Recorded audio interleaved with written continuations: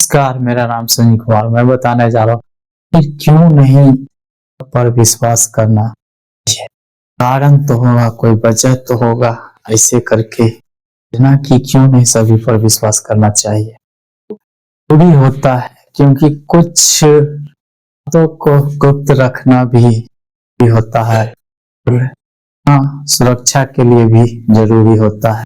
मैं एक ऐसी कहानी के माध्यम से समझेंगे तो आपको ये सीख दिलाएगा, हाँ सच में सभी के ऊपर विश्वास नहीं करना। चलिए उस कहानी की शुरुआत करते हैं। एक राजा की होती है। तो राजा के राज्य में बार की बात है कि एक घटना होती। वो घटना इस प्रकार से है। उसी राजा के राज्य में एक चोर होता है। राजा में भवन में के साथ काम कर रहा होता है। चोर जो राज्य में था परिवार का पालन पोषण भरण पोषण चोरी करने के माध्यम से ही करता था। वजह से दिन की बात है, वो चोर ने सोचा क्यों नहीं जाके राज दरबार में चोरी करे, से मुझे ज्यादा चोरी करने का मौका मिलेगा। इच्छा उसके मन में जागृत हुआ। वजह से रात राजा के राज दरबार में चोरी करने के लिए गए। राजा के शयन कक्ष में थे। शयन कक्ष में रानी भी जागी हुई थी। राजा जहाँ सोया था उसके जस्ट बगल में नग्न अवस्था में बैठी हुई थी। इस प्रकार से चोरी करने के लिए गया, जैसे तैसे छिप करके वो चोर घुस गया अंदर। जहां राजा सोया तो उसी कक्ष में गया और वो नजारा देखा, मतलब चकित हो गया, अचंभित हो गया। वो चोर देख करके तो दिखता रहा, लेकिन चोरी उसको करना था। तो उस रूम में टेबल था, उस टेबल से धीरे धीरे जाके बैठ गया। बैठने के बाद दरमियान में इधर उधर थोड़ा किया तो गिलास गिर गया। गिरने के बाद रानी देखी तो पास तलवार लेकर के आई, तो मैं जान से मार दूंगा। इस प्रकार से कि तुम मेरा बात मान लेते हो तो जान बकस दूंगा, लेकिन नहीं मानते हो तो तुम्हारे जान को खतरा है। प्रकार से वो चोर बोला क्या करना, इच्छा को पूरा करना होगा तो मैं तुमको छोड़ दूंगा, नहीं करोगे। रानी के चुंगल में आ गई। हम वासना से उस दरमियान में भरी हुई थी और वो अपना इच्छा को पूरा करने के लिए, इसलिए उसको मजबूर कर दी। कोई बहाना से कि ठीक है तो हमारे इच्छा को पूरा कर सकता हूँ, लेकिन उसके लिए पहले शौचालय से आता हूँ। उसके बाद तो वो बहाना करके शौचालय से भाग गया, लेकिन जो गेट पर दरबान था देख लिया। वो और बोला कि मैं तुम्हें तो दूंगा, से पहले तुमको होगा, फिर जो रानी बोली उसके बात को मानना होगा, लेकिन उसके लिए तुमको कहना होगा कि तुम राजा को पहले मार दोगी तब। इस प्रकार से जो दरबारी था उसको मालूम था इस बात के कि राजा को मारेगा रानी। यहाँ पर काम वासना के चलते हो रानी उसके बातों को के लिए तैयार हो गई है, लेकिन अब वही बात करके कुछ न कुछ बहाना करके भाग गया।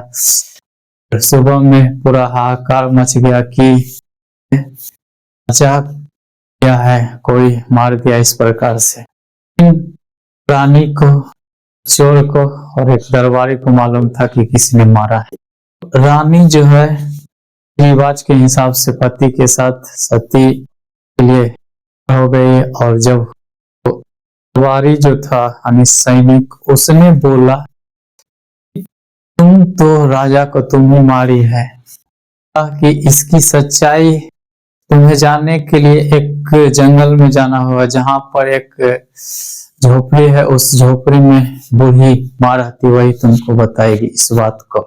इसकी सच्चाई जानने के लिए कि आखिर राजा को चोर मारा है या रानी ने मारा है के लिए वो अंतिम संस्कार राजा का हो गया। उसके बाद वो जंगल चला गया और उस झोपड़ी में गया है और जहां पर बूढ़ी रहती बात को बताई।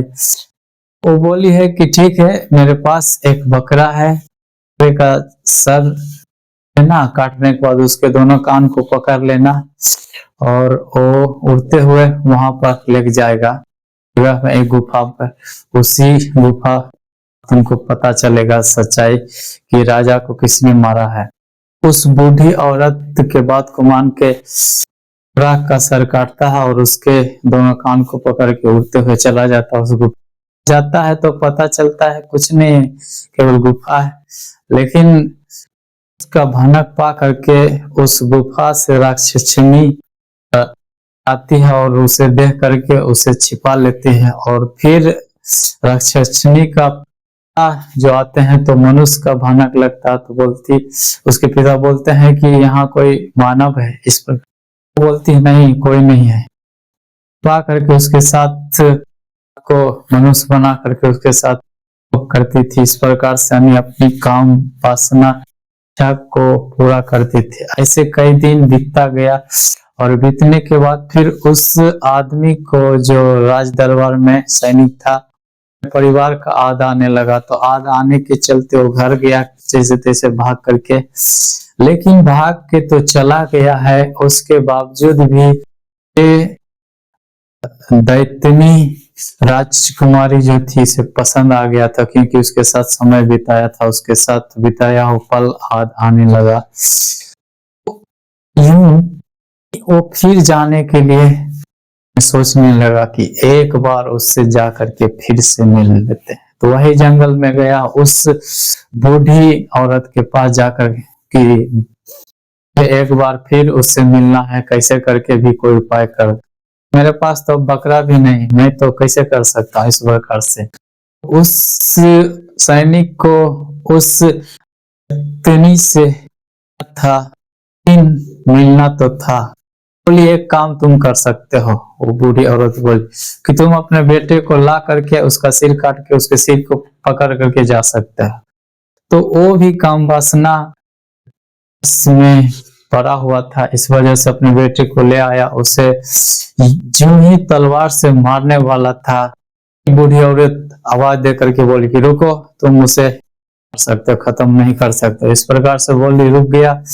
तब वो बूढ़ी औरत बोली कि यही सच्चाई था, जाके जो मार रहा है, राजा का सर काटा है, सच्चाई था। वो समझ गया कि हाँ, के ऊपर विश्वास नहीं। जिस प्रकार से मैं काम वासना में अपने बेटे को भी जान से मारने के लिए उत्सुक हो गया था, उसी प्रकार से रानी भी वासना के में आई हुई थी और चोर के बातों को मान करके राजा